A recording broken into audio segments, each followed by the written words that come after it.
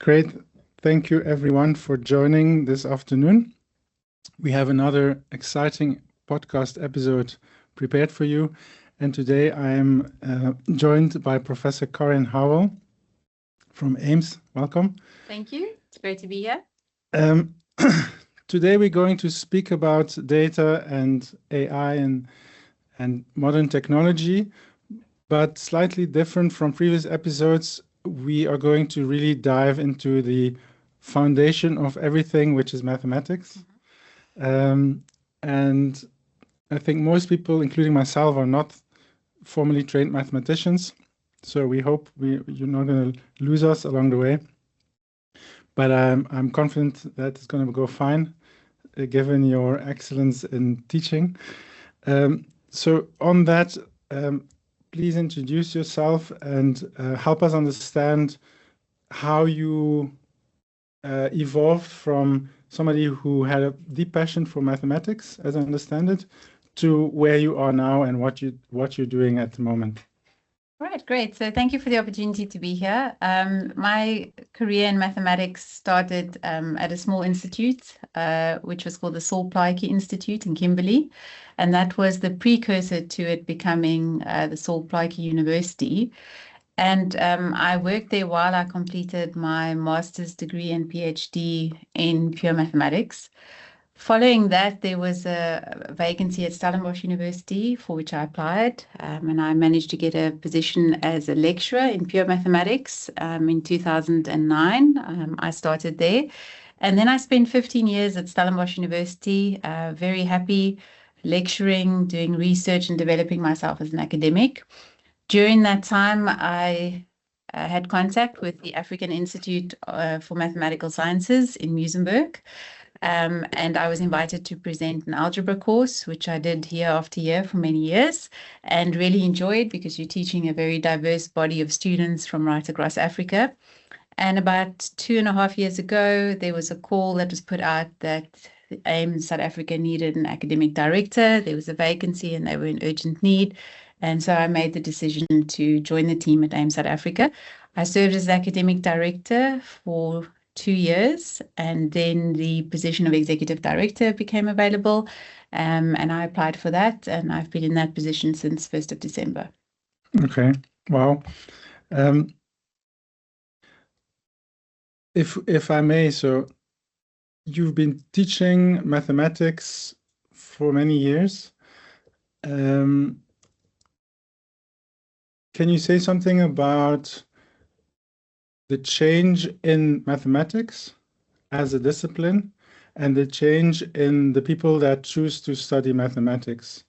Have those two things evolved over the time that you've been teaching, given that other things in society have changed?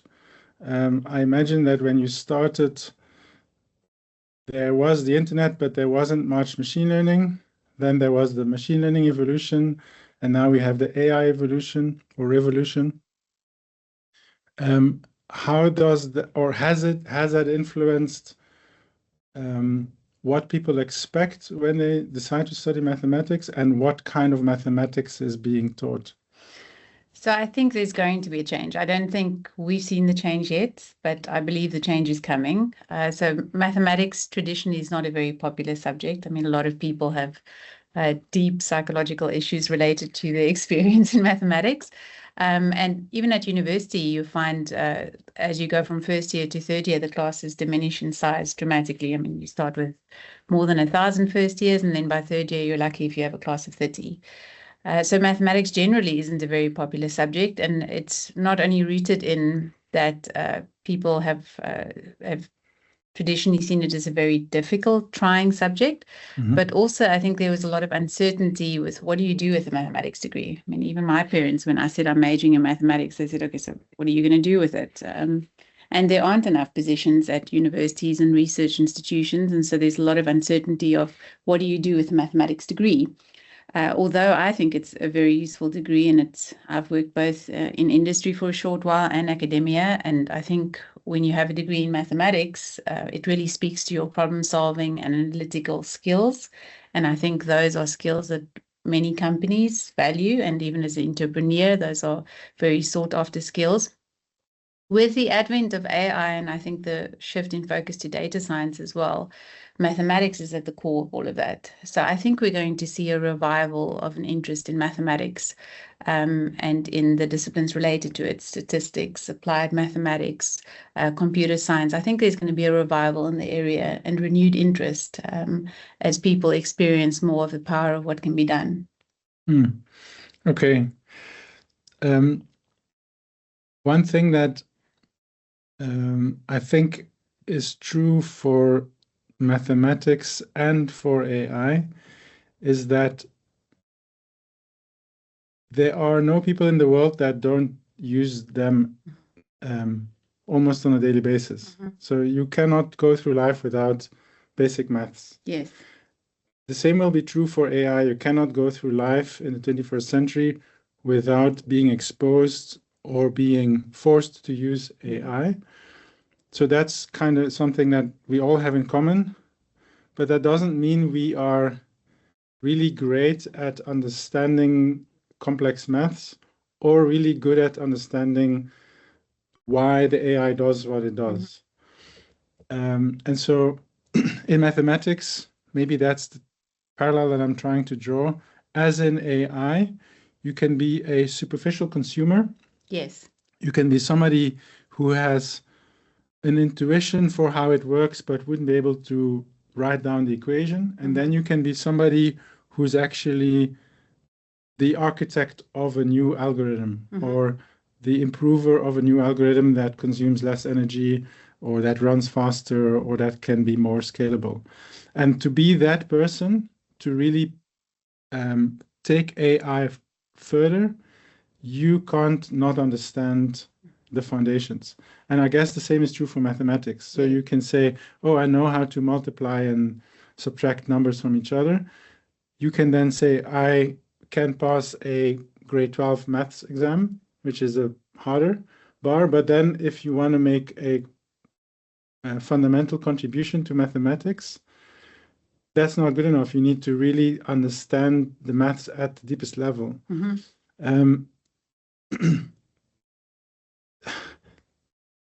I don't know what question there is. I wonder, is that a trainable thing? Can a mathematician who is good enough to pass matric become, is it something you can actually learn how to do and then become a professional in?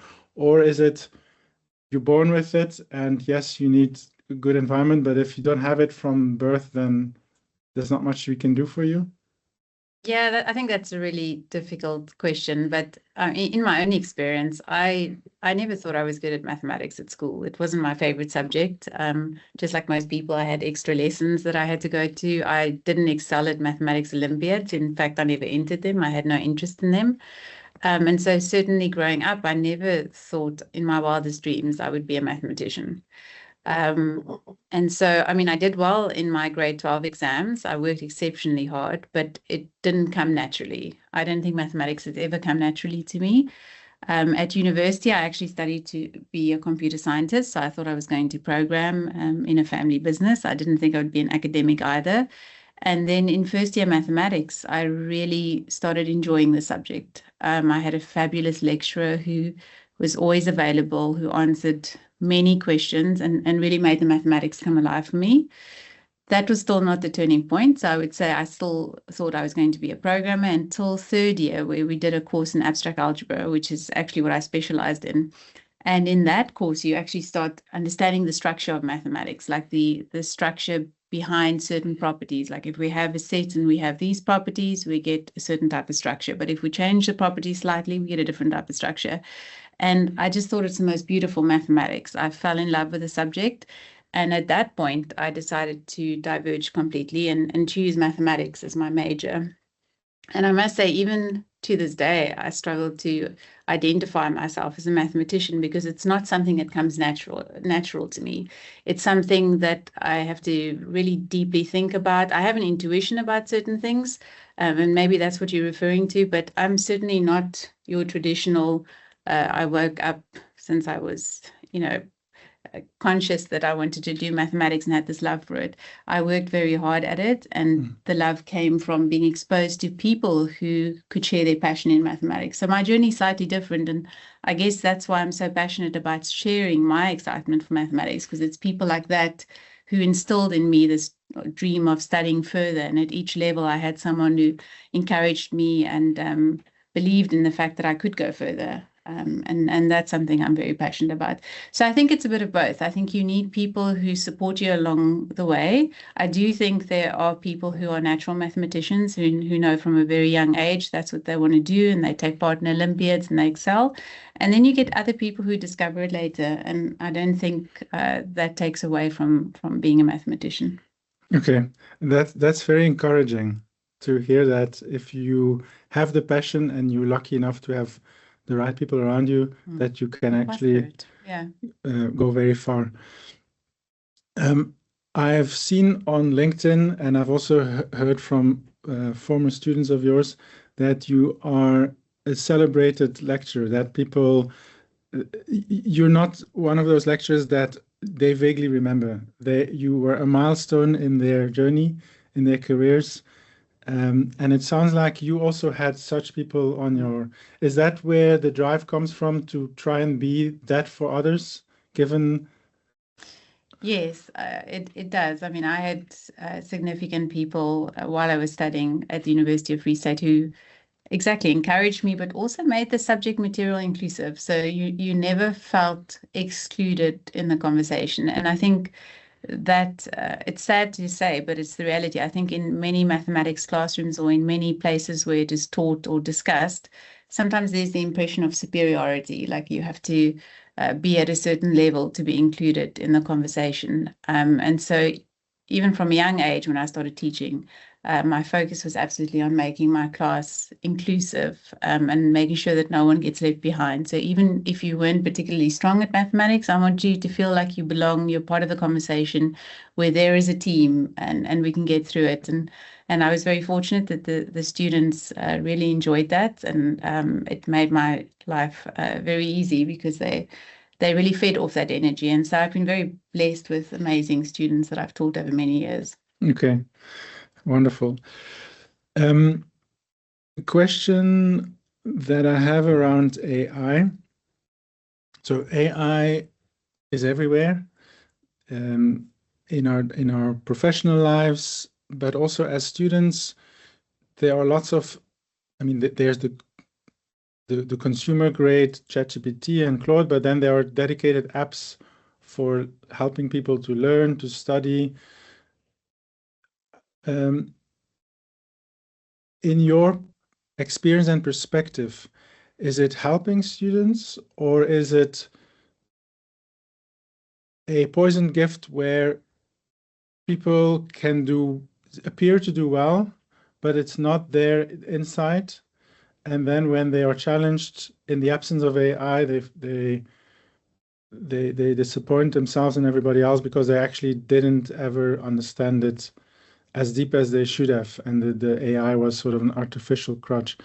That's my fear, but I don't know if you're seeing that, or if it's actually all these teaching tools are helping people to understand the material better. So I think I've seen both. I've experienced it firsthand. I mean, I think for some neurodiverse learners who struggle with certain aspects of studying large bodies of material, ChatGPT and AI have made it more accessible. I mean, you can type ideas and notes into ChatGPT and ask it to produce very comprehensive summaries that perhaps if you were dyslexic or had dyspraxia would be much harder for you to do. So I think there's a lot to be said for what it offers for neurodiverse learners. And in terms of being a learning companion, I think it's absolutely amazing to be able to sit with a concept and chat to ChatGPT about it and say, explain to me, could you explain it another way? Could you approach it a different way? I see a lot of advantage in that. However, I have seen the other side where we've experienced students, exactly like you say, who have used ChatGPT and believed that they really understood the material and felt confident in what they had produced. And then it turned out that it was not what they thought it had been, and they couldn't defend the material either. So I think it's a learning process for all of us. I don't think it comes without consequence, but I do see a lot of value in it if we train people in responsible use. And I think that starts with conversations around what does responsible use look like, even for young people, talking to them about it. Yeah, it's a great tool, but you still need to be able to think, and you need to be able to assess what it's giving you and be able to critically work with that and interrogate it. In terms of mathematics research, I think it's an incredible tool. I mean, 2 years ago, if you put in near vector spaces, the area that I'm passionate about, it didn't throw out much, and I thought, okay, great, I'm safe.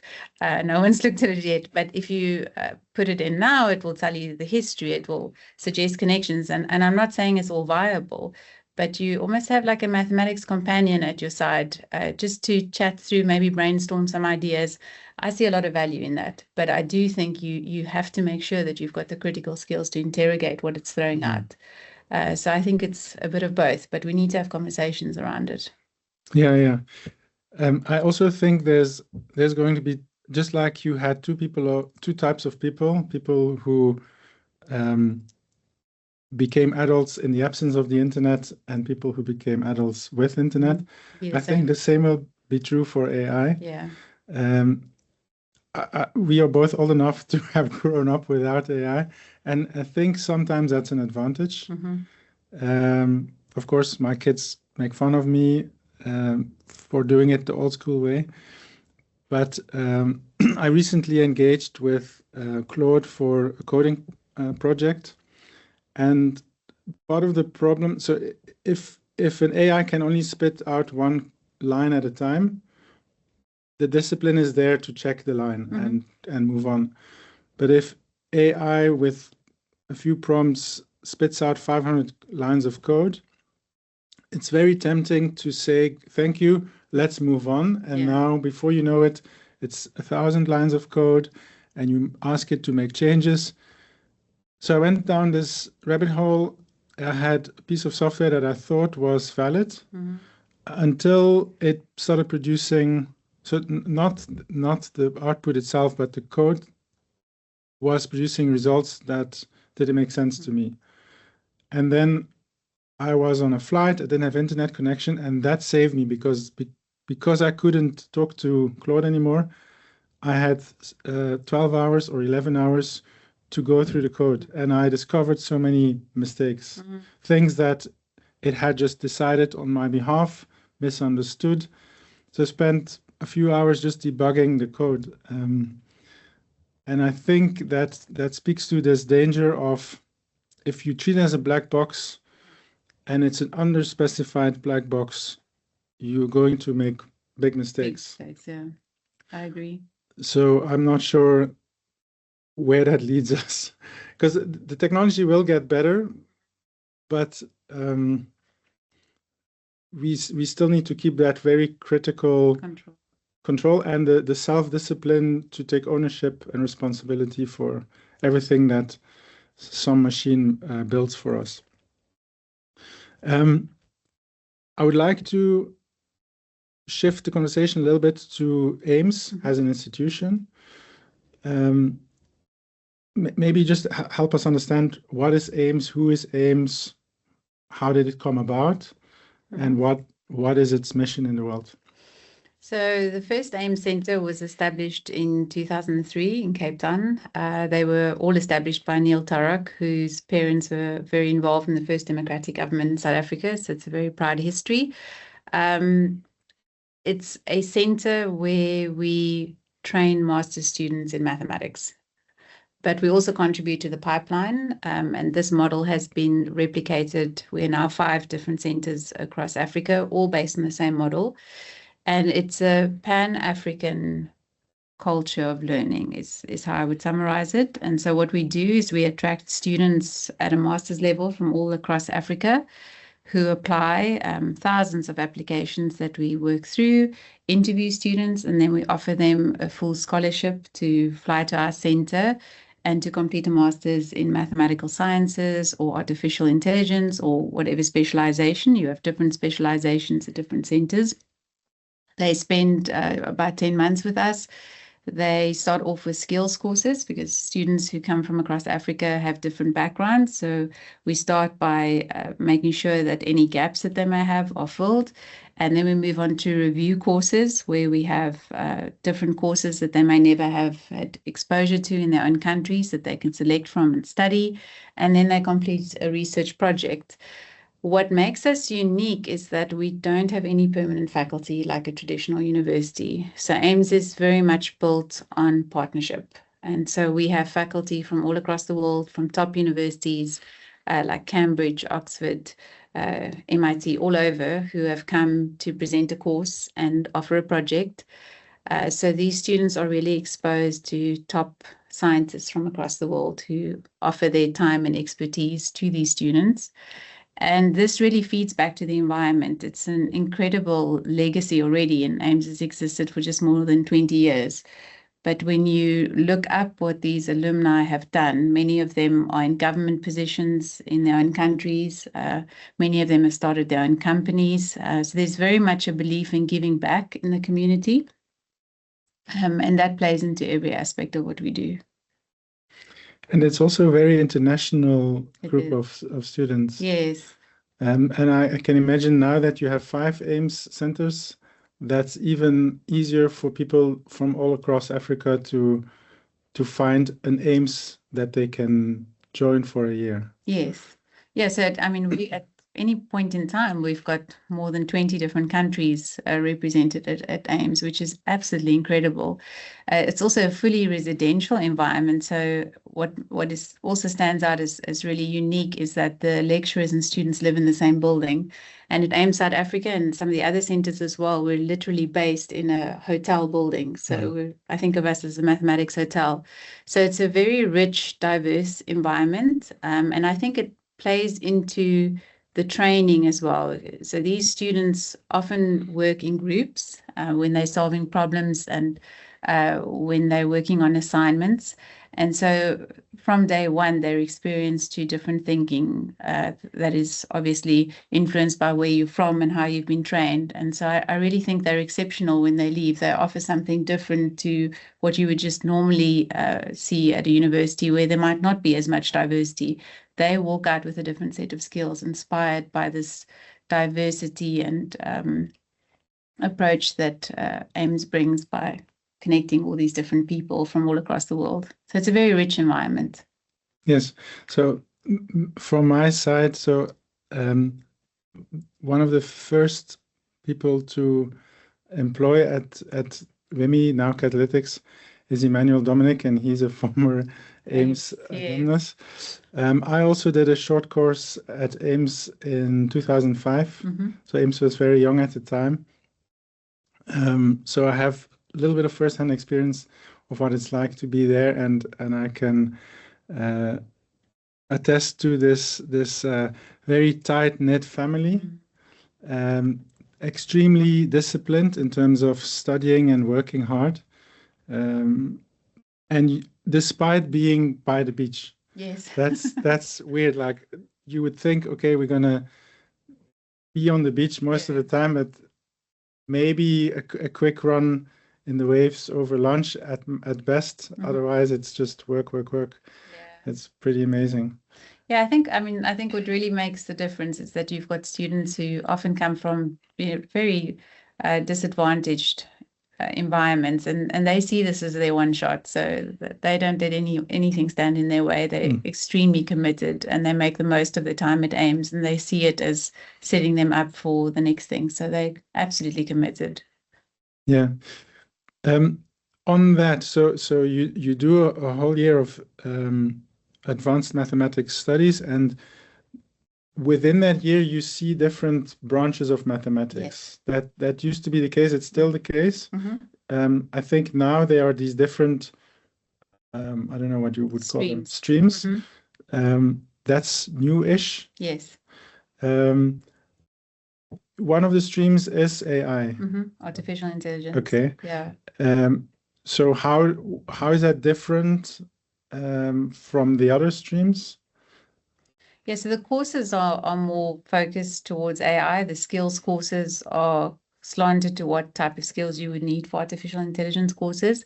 We do allow students from the mathematical sciences stream, if they're interested, to apply to do some of the artificial intelligence courses. Our plan long term is to collapse the artificial intelligence stream into the mathematical sciences stream. We really believe that every graduate from that point onwards should be trained in artificial intelligence in parallel to whatever training they receive in mathematical sciences. So at the moment, we're running them as independent streams with the option of students taking courses from either stream. We've also had AI students who've been interested in some mathematical courses, but in future we will collapse into one stream again, and we would encourage all students to have some exposure to artificial intelligence. And when you use that term AI, too many times it is meant to, or people mean generative AI when they say AI, and they're actually talking about large language models. In that stream at AIMS, is it also just large language models, or is it broader? It's broader, and I would say it's really informed by the latest developments in artificial intelligence. So our director of AI is a DeepMind scholar, and so the syllabus is very fluid in the sense that we have the advantage at AIMS to bring in new review courses without the levels of improvement that you would need at a traditional university. So as long as our courses fill certain requirements to be at a master's level, we can adjust courses as and when we see fit. And so with that comes tremendous power in that our programs are very dynamic. So when we see that there are certain topics that are very important, that are gaining traction, that we'd like our students training in, and this is both for the AI and MS, then we bring it in. And so I really think our artificial intelligence training that we provide, and it's really from the basic skills upwards. It's not just how to use ChatGPT. They really understand the machinery behind. That's really good. One thing you mentioned earlier in the conversation is bridging, I can't remember the exact phrasing, but closing the gap between academia and industry. I know you have a passion for it.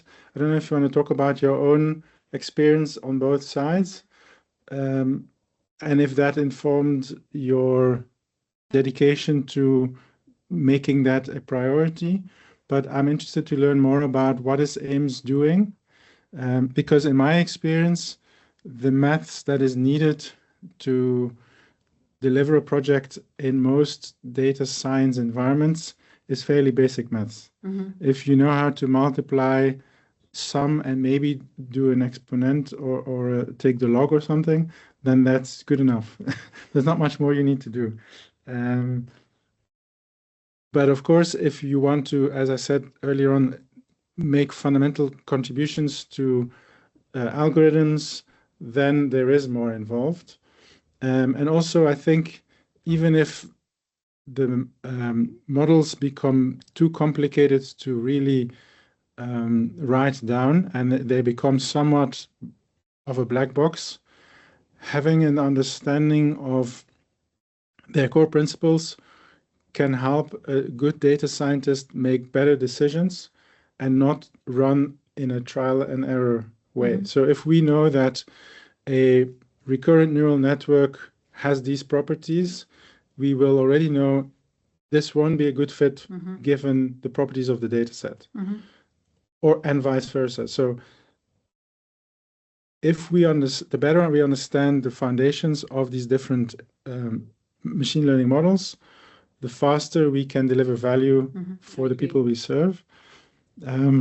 So what I'm trying to say is, to pass the bare minimum of being a data scientist, I don't think there's a lot of data scientists who have very poor understanding of the machine learning models that they're working with, and somehow they still get the job done. But it does help a lot when you do have a deeper understanding. Yes. So yeah. Yeah, so maybe I'll talk a bit about my own journey and why I think it's so important, this conversation between academia and industry. So when I was studying, I believed that I was going to end up as a program in a family business. And I come from a family business environment. Both my brothers were in the business. My dad was in the business as well.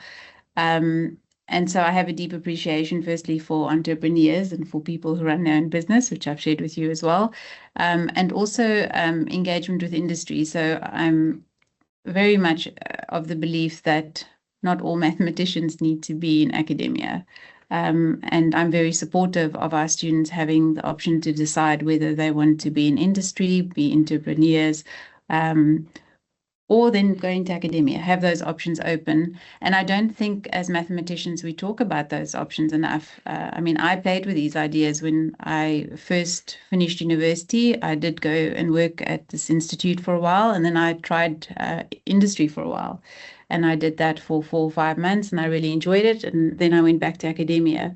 But I think there's a lot of versatility that we don't talk about with mathematics training, that you can go into different environments and make a significant difference and have a really productive life. And so that's where my passion comes from. I don't think there's enough conversation around that mathematicians can do many different things. We don't all need to follow the same path. And in terms of our training as well, and that's why we have the partnership, is we want our students exposed to these options. So when they are disappointed that they don't get an offer in academia or they can't secure a postdoc position, they have other options that they can look forward to and make a difference in. And so that's where the connection from industry comes from. And I think it's a very powerful one for students to be aware of. Great. So I want to talk a little bit more about the learnership program and the partnerships. Maybe before we do that, so I was also an academic, not a mathematician, but I was in academia for more than a decade before starting WIMI, now Katalitix. And my own prejudice was I didn't really think much of the intellectual effort that it takes to run a company. I thought it's people charging too much for very simple things. So I didn't respect the average entrepreneur or the average company much. I thought if you want to do wordy things and hard things, you need to be an academic. And I think that's still largely true. So the average complexity of the problems that a researcher or postdoc is solving is higher than the average problem that a data analyst or a data scientist is solving in industry, for good reason, because hard problems are difficult to predict how long it's going to take and if it's even solvable. And so as an academic, you have the luxury to say, give me 4 years, or maybe even give me a whole career, and I might solve it and I might not solve it. I'm not promising anything. And the environment is okay with that. In industry, that's not an option. So somebody asks you, can you solve it? Yes. Okay. By when and how much will it cost? And if you can't answer those questions, you don't have a project. So because of that, the problems are by definition more predictable to solve. They've probably already been solved or a variation thereof. And it can't be super hard unless you have endless resources, but no one has endless resources. So, but that doesn't mean that it's easy to run a company or that it's easy to satisfy the client or deliver value or stay within the budget and stay within the deadline. So the challenges, they're just different. It's maybe intellectually, the maths you need is lower grade, but you need, perhaps, I think you need to be more aware of time. As an academic, you can kind of forget about calendar times, and if the project is or the paper is not ready this month, it might be ready next month, and that's all good. Clients don't behave like that. If you say it's going to be done by Easter, it's Easter. Yes. And I think so. Making the transition from academia to industry requires a big shift in terms of the ranking of priorities and value systems. Yes. So if you deeply care about being innovator and doing things that's never been done before, I think you will be unhappy on most days as a industry data scientist, because most of the things you do have been done before. On the other hand, if you care deeply about building things that are being used by hundreds or thousands or millions of people, then you might be happier in a company than in a university. One of the things that I felt frustrated by is I was writing these papers and I was looking at how many people have read my papers and have cited my papers. And if a paper gets cited a few dozen times in a year, that's amazing. That's really low yield, I would think. And to then realize that the people who are reading and citing your papers are your peers, who it's like we have this echo chamber. The people that should be reading the paper are maybe the Minister of Health. He's not reading the paper. The people owning the budgets, they're not reading the paper. So we're having a conversation amongst each other about health and about how to improve health systems, but none of us have the power to change it. So that was part of the reason why I felt, okay, maybe I should stop writing papers and I should start working with organizations who actually have their feet on the ground and are seeing patients firsthand. But back to the conversation about the partnership. So what has AIMS done to build this bridge between academia and industry? So we've introduced learnerships where we have funding to match students with different companies to spend time working with the company. And we really spend a lot of time matching the students. We interview them, we try and see what best aligns with their training, and then we match them. And we had the first round of placements and the feedback was incredibly positive. And so our focus is to roll this out and make sure that every student who leaves AIMS either has a learnership or some sort of plan of where they go next. And so our focus is really on the transition now of what happens to these students after AIMS. I mean, it's a very sad reality if you have a student who's come and they've received this training and then they go back to their home country and they are much more skilled, but the opportunities still haven't increased. And so we're really focusing on what we can do to facilitate that pipeline. And so the learnerships are key to that. And again, AIMS is all about partnerships. So this is the next natural step of forming partnerships with industries and with companies. And I think it's a two-way street because I think there's a lot of value for companies with the type of graduates that we produce. And again, for the students to be in an environment where they experience firsthand these differences that you've spoken to of academia versus industry, and also having contact with someone that has started their own business, for example, might spark the idea of being an entrepreneur. And so this is the type of exposure that we think is very rich and that we are fostering next. Okay, great. So the learnerships, is that something that all AIMS alumni must do or can do, or is there a triage, or how?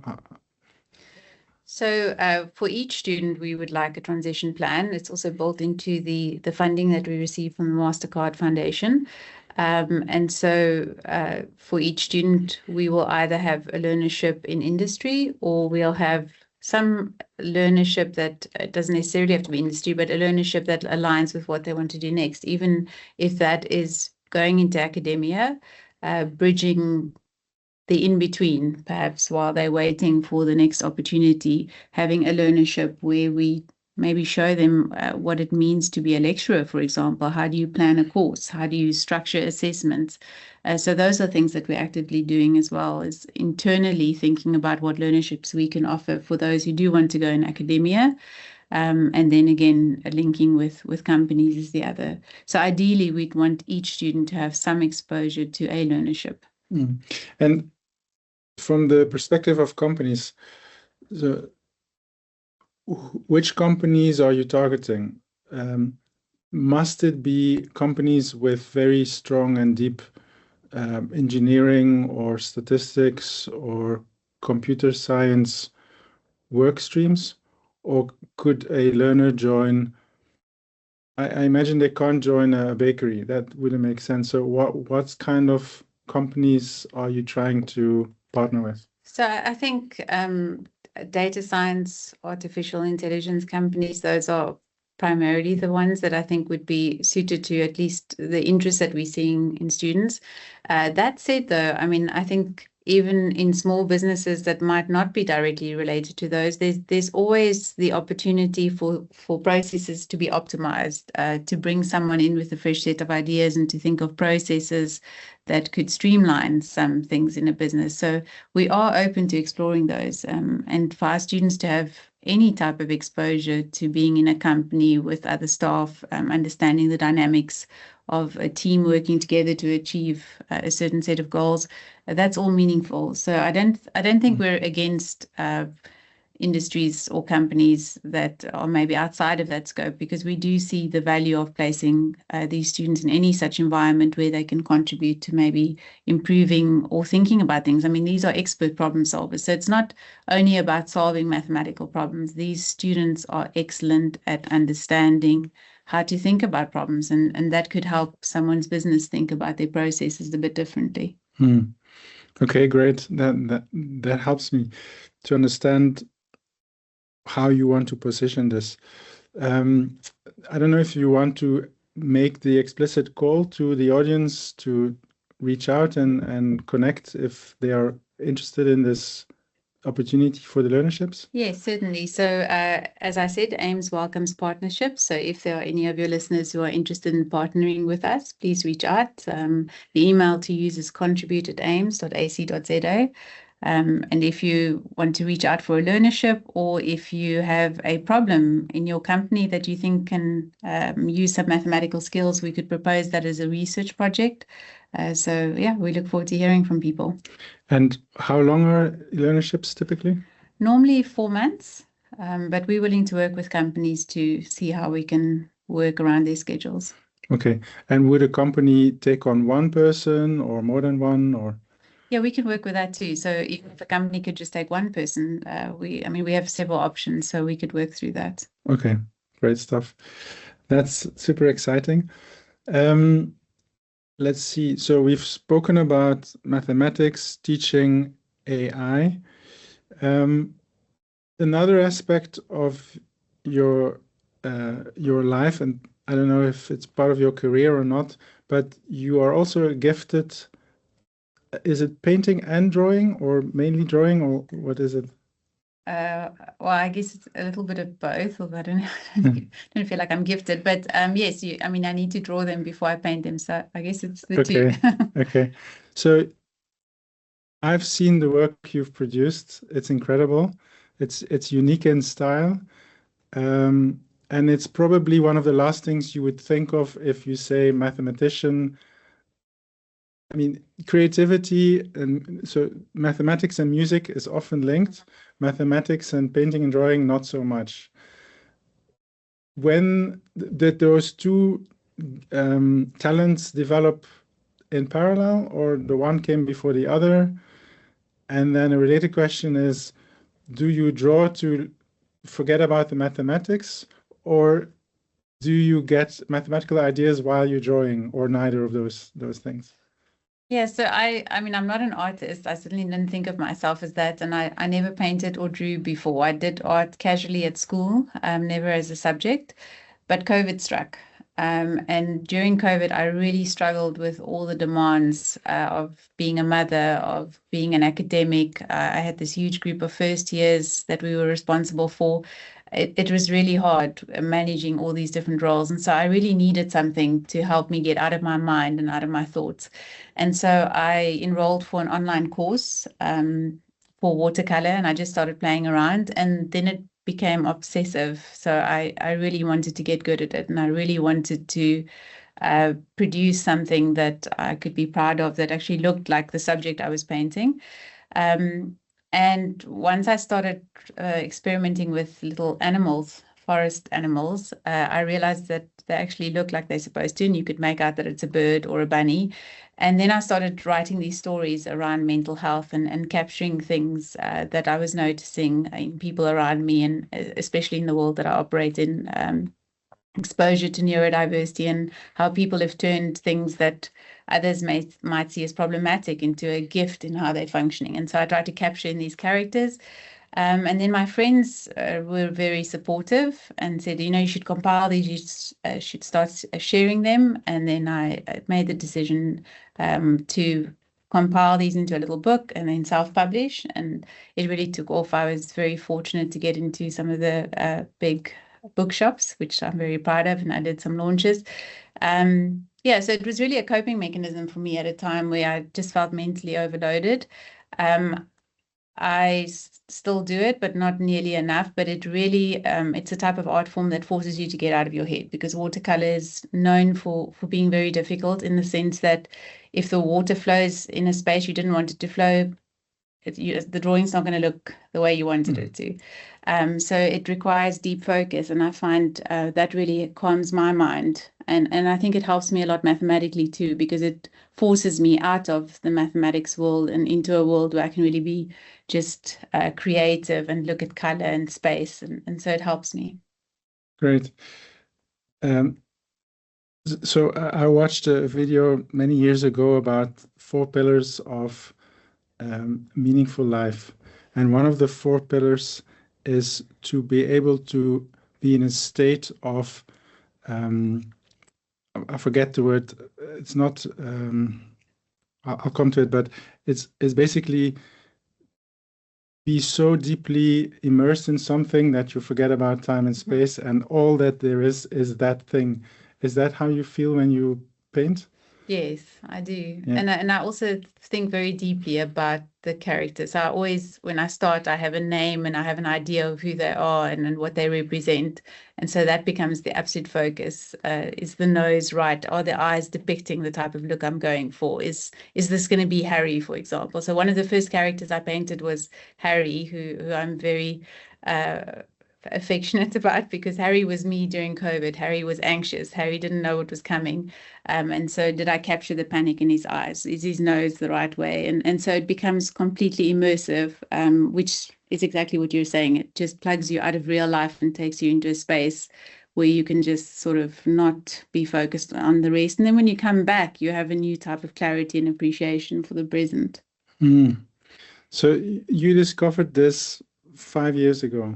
Yes, during COVID. Okay. Did you have a different way of being immersed into, like, escape before that? Yes, I've always written. I've always written poetry for a very long time, even from the time I was at high school. So writing was my escape. I didn't use art before, and so during COVID, I started experimenting with art and then linking it with the writing, but in a fun way. So the characters are all really struggling with something, and if you think what they're struggling with, it could be something that most people would find really hard to deal with. Yet each of the characters are using that as a gift to play into a strength, and so I try to paint that into each character as well. Okay. I think we need to open the floor up to questions, but before I do that, I want to ask one last question. To current and future aspiring mathematicians who don't have it all figured out, they know they like mathematics, they know they want to get better at it, they don't know what career they might or might find at the end of the road, they don't know what it means for them as a person and professionally. What advice can you share with them?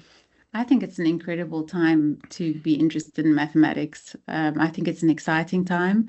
I would say keep going and ask for help when you need it. I think that's the most important thing, is not to see mathematics as something you have to be good at in isolation. Ask people for help. Get the extra lesson if you need the extra lesson. And I would also suggest talking to as many people as possible. Expose yourself to different opinions, and not, for instance, just talk to one person about what their views are on what a mathematician should do. Really keep your mind open. I'm very much a believer that each one's path unfolds and is particular to where their journey should take them. But I think it's important to have as many conversations around what could I do with mathematics, and to stay open to those options and not necessarily be attached to a single thing. In my career, I never thought I was going to be a mathematician. I never thought I'd be at Stellenbosch. I never thought I'd be at AIMS. But every step has just come at exactly the right time. And so things line up if you just work hard and engage with people and keep your mind open to different possibilities. Thank you. Thank you. That last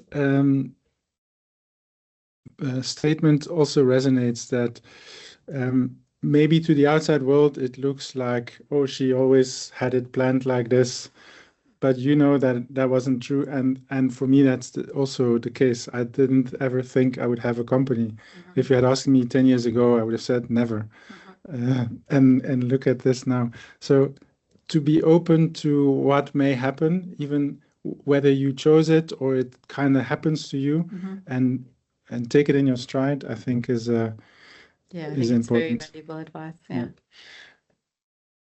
Okay, great. So let's invite everyone to ask any questions that you may have about mathematics, about AIMS, about AI, about the learnership program.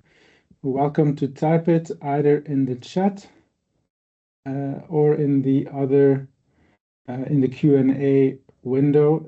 Either is fine. Doesn't really matter. I'm not sure.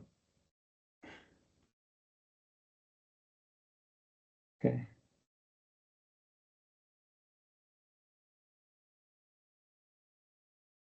Okay, great. So we have a first question. Does AIMS provide a structured pre-placement readiness program that equips learners with workplace etiquette, professional communication, ideation and opportunity identification skills, innovation and entrepreneurship competencies, and the practical behaviors required to succeed in industry placements? Valid question. So yes, to some of it. We are still in the process of developing, so this is new to our program, and so we're actively still rolling out the program. We have had training in entrepreneurship that's traditionally been part of the program, so that is not something new. But all the rest are ones that we are actively working towards. We don't have all of it set up yet, but again, we're looking for partners who will help us with that. But we are working towards all of that. Maybe another question is, you said that there are 5 AIMS institutes across the continent. Are they all rolling out the learnership program, or is it yes? Yeah, they all have it's linked to transitions. They all have initiatives geared towards making transitions easier for their students and have contacts with industry. So that's something that's part of the AIMS way of thinking and doing things. Okay, what is your email address? Where could one link with you? Okay, so we will type it. I think you said it was contribute? Yeah, contribute@aims.ac.za.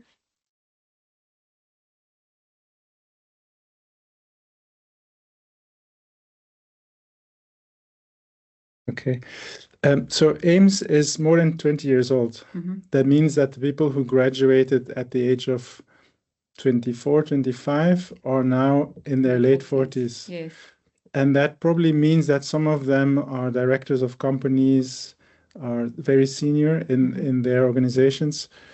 Is that also an opportunity for those people to reach back to their younger self, so to speak? Yes, it is. And it's very, very much a part of the mentality at AIMS. So just this past Saturday, we had an alumni engagement in Cape Town where we had about 50 alumni from various centers that were represented and came together.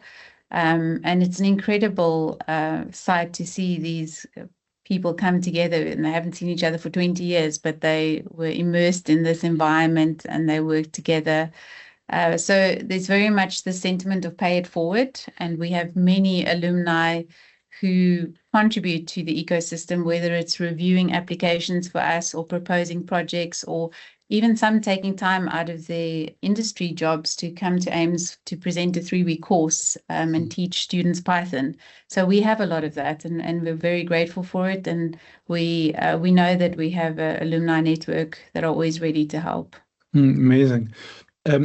All of the lecturers, the guest faculty, are they all from academia, or do you also have people who in their day job are the CIO or yes? Yeah, so both. Most of them are faculty, but more and more, especially in the artificial intelligence stream, we have people from companies who've taken time out to come and present a course. And then from the AIMS alumni body, we've certainly had people who work, recently we had someone who works as a data scientist overseas who took time off for 3 weeks to fly in and present a SAGE course as an offer back.